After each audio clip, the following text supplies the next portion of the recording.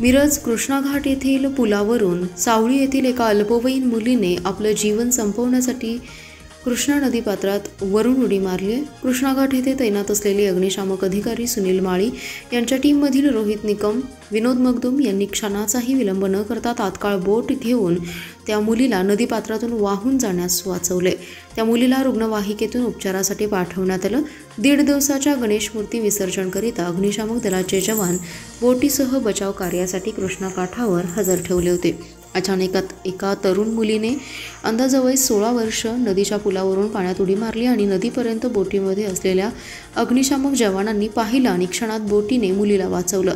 अग्निशामक दलाचे जवान रोहित निकम आणि विनोद मगदूम यांनी त्या मुलीला वाचवलं।